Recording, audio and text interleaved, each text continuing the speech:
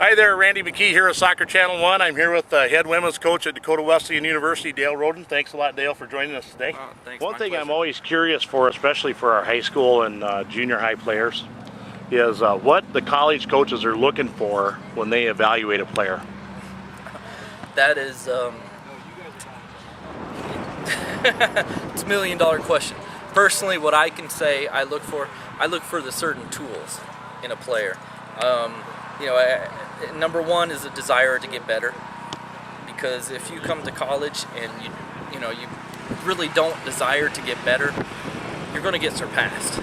And I look for that desire to get better and to develop physically to the workouts. And if you have to have a coach there for you to work out, you're not for me. You have to train when no one's looking, and to get better on your own. So you don't have to be at practice to practice, then, do you? Yeah, exactly. I mean, if you rely on a coach to be there to practice, you're going to get surpassed.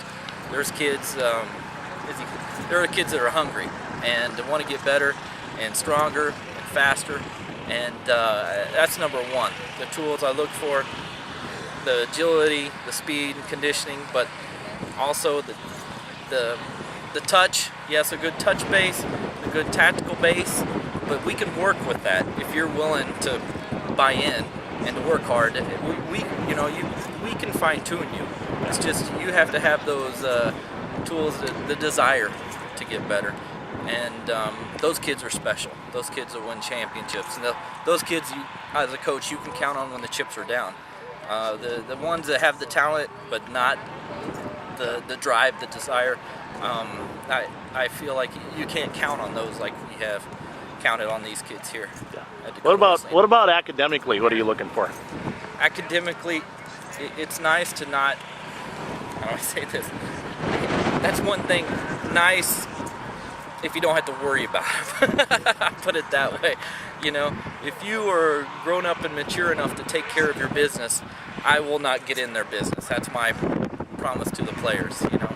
Grow up, take care of your business, and I'll stay out of it. If you prove you can't take care of it, then I'll get in your business. Unfortunately, we have a bunch of kids. This is probably the most successful academic group I've ever had coaching, overall. And I'm fortunate in that sense, and I think that a lot of it has to do with the majors, and I don't share that alone. I mean, there's faculty members that support and motivate these kids, and give them the individual attention. And I think that because of our academic success, it speaks highly of our faculty and staff at Dakota Wesleyan. Okay, finally, what types of players do you tend to stay away from? I'd be very blunt. At Dakota Wesleyan, we reward academics very highly. The higher your academics, the more scholarship money you're going to get, bottom line. I have a little bit, but it pales in comparison to what you can receive academically.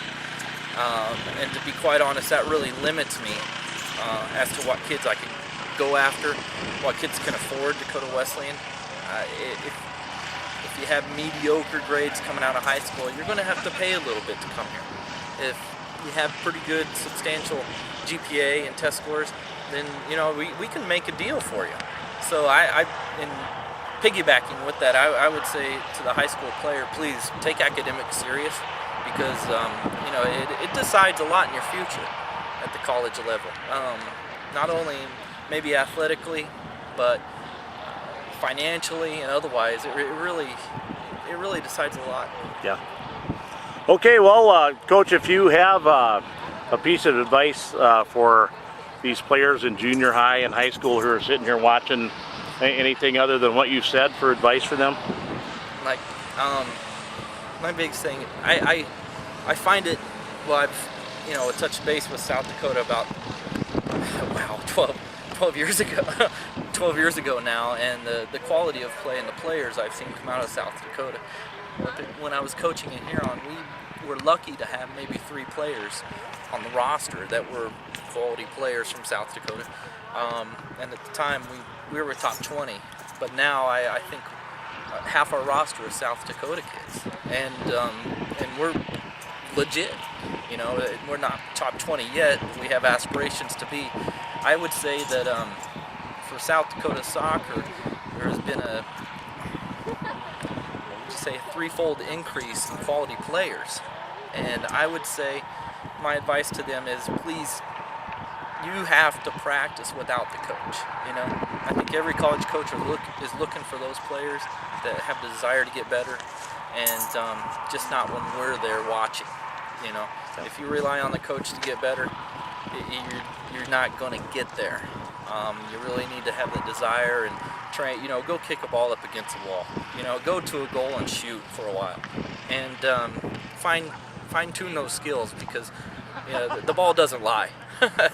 You know, the game and the ball does not lie, and that's my advice. Just keep passion for the game, because I see a lot of great things and a lot of great people get involved in soccer in South Dakota. It's amazing, you know, and just keep up the passion, number one.